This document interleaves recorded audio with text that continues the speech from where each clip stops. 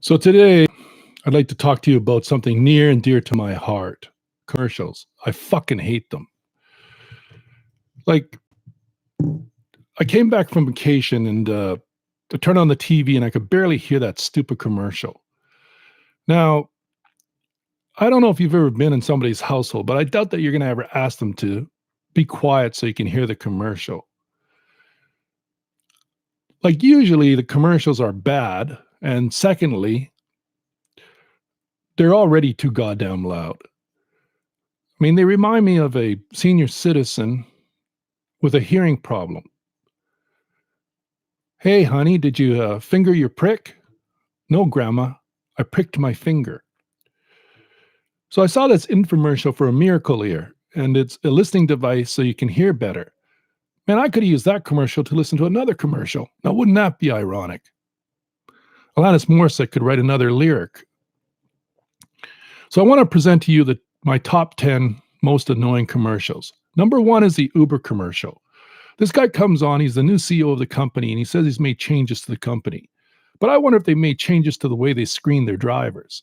Because the next time I take an Uber, I don't want my driver dropping a cell phone halfway through the trip and then parking on the freeway to look for it. And the next time I arrive at my destination, I'd like to be relatively bullet hole free, because I hear that shit is pretty hard on the dry cleaning. My number two commercial is the Ring commercial. This one really pisses me off because I think seasoned criminals, before they come onto the lawn, mind you, I don't think they come onto the lawn, that shit's private, they would see that there's a security camera and they would go around the back and smash a window. My third commercial that annoys the hell out of me is this Xarelto commercial. I mean, they make these drugs sound so cool that you almost want to have the condition so you can take them. I mean, if I took Xarelto, I'd put it into every conversation that I ever had. Oh, honey, you want to break up? You want some distance? Well, that's fine with me. My Xarelto prescription's costing a lot. What's that, officer? I was doing 75 in a 30-mile-per-hour zone. Well, you see, I was off to get my Xarelto prescription filled again. Can I buy you a drink? Okay, I'll use the money that I saved from my Xarelto prescription to pay for your drink. So you're watching this commercial, and it's about these two idiots that have this condition called DVT and PE. Now, unless you're a medical student, you have no idea what they're talking about. But apparently this Xarelto wonder drug cures it all. Well, since we're playing the abbreviation game, how about STFU? My fourth commercial is the one by Colonial Penn. In this commercial, Alex Trebek starts touting about the three Ps: price, price, and you guessed it, price.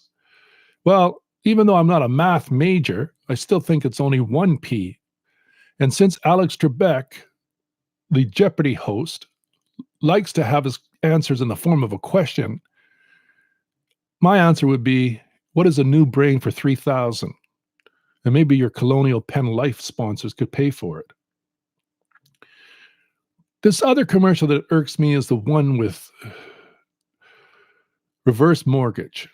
Tom Selleck is talking about how he's upset that Americans are sitting on $3 trillion worth of equity. Now, a reverse mortgage means that you take a second loan on your equity of the house after you pay off your first mortgage to buy more useless shit.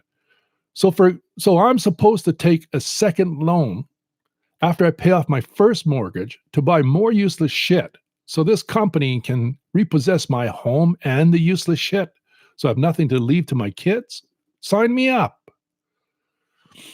Finally, the last commercial that affects me is the Mitsubishi Eclipse Cross commercial. This one is by this white boy rapper who basically locks the doors and keeps his prisoners captive while he's going on a test drive. Now, the last good rapper who was white was probably Eminem, or before that, the Beastie Boys. But don't start talking to me about how hard street life is if you're an entitled white boy living in a mansion in the British properties. So I have a rap for this fucker. Listen, white boy, you can't rap. You're not Slim Shady. Your lines are crap. You rap about a car. Okay, what's next? I rap about testosterone? Oh, yeah, there's eugenics.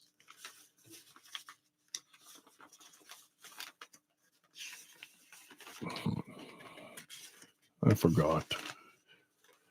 You, the Eclipse Cross looks nice, and that's just fine, but doesn't need your whack boy whine. You try too hard and put on quite the show, but still, I won't be driving that car through ice, gravel, or snow. Number 7 commercial is the VI Poo commercial by Airwick. Now, this is about a deodorant you spray, and the captain comes on, he talks about dropping his cargo at 30,000 feet. Well, no wonder we have so many fucking mid-air collisions. If the captain's taking a shit and worrying about if his shit smells instead of piloting the airplane. Number 8 commercial that bothers me is the one by Progressive. I hate this fucking guy named Jamie. He's almost annoying as Jared from the Subway commercials. In this commercial, he appears to be surprised when the fake wall opens up and there's another room inside with a computer. And you can hear the overacting in his voice and you can hear the fucking whininess.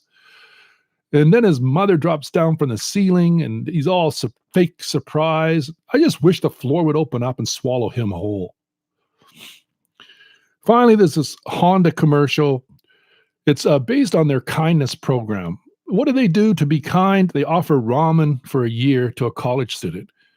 This just tells you how out of touch Honda is, because ramen is not a food that a college student likes to eat. It's a food that he's forced to eat because it's fucking cheap, but it's not exactly nutritious. Why doesn't this rich car company give him a steak for a year or even a new car? Finally, the last commercial that irks me the most is the Apple commercial. I don't think this is playing anymore because it was so god awful, and I'm sure people used to complain about it. But it comes out, there's a voice, and the voice sounds like a cross between dragging your fingernails down a chalkboard and a bad smoker's cough. I think the hiring process probably went like this. Hey, does anybody know of anybody who sings? Well, I have an aunt on crack. Yeah, but does she sing? I wouldn't exactly call it singing. Well, tell her to meet us tomorrow. I think she's hired.